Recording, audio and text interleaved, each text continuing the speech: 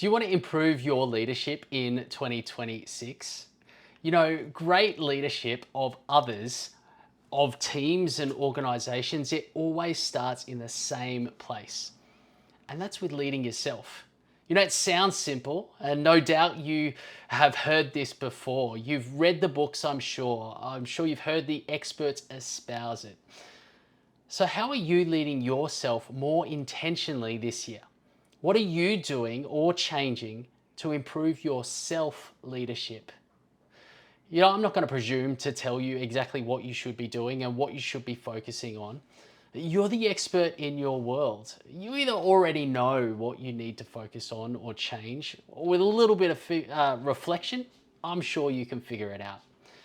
But whatever you choose, wherever you choose to direct your attention, consistency is key. You know, going to the gym twice and then stopping is not going to build muscle. It is consistency of effort and training that builds fitness and strength. Journaling for 1 week at the beginning of the year is not going to influence your focus, your intention, your perspective in 3 months' time. And likewise, in the workplace, one coaching session is not going to break learned dependencies or rewire brains or alter ingrained habits. But it's consistency of how you show up at work. It's consistency of effort. It's consistency of attitude. It's consistency of focus. Consistency of standards, of approach, of message.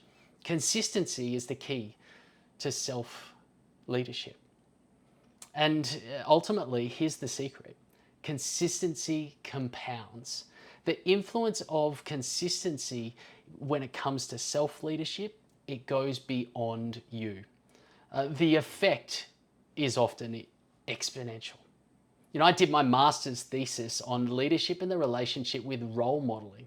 I studied how transformational leaders so often are chosen as role models by the people that they lead.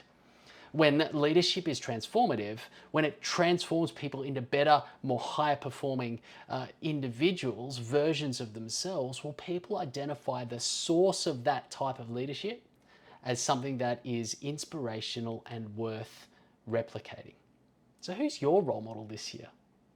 You know, when we choose role models, we look for someone who is successful. We don't look for someone who produces mediocre results.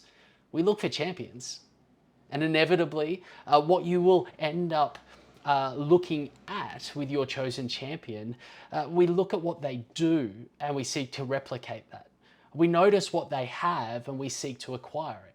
We seek to buy the best equipment and the tools of the trade, and we seek to copy their routines and build that same level of discipline and radical commitment to consistency that produces results.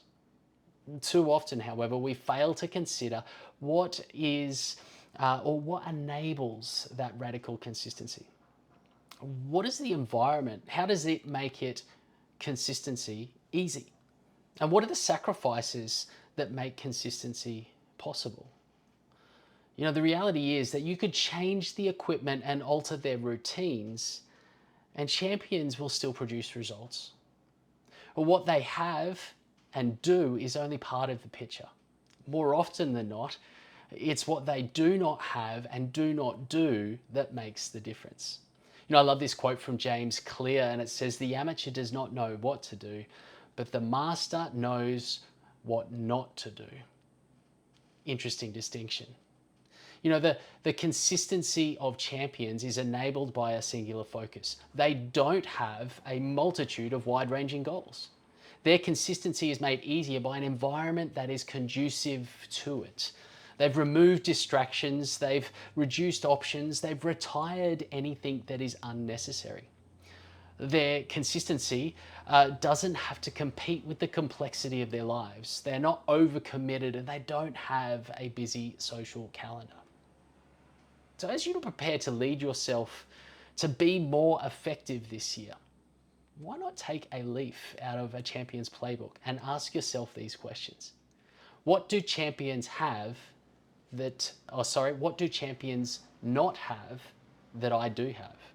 What do I need to remove in order to be more consistent?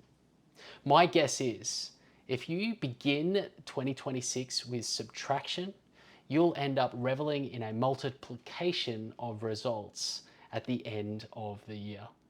Until next time, lead well.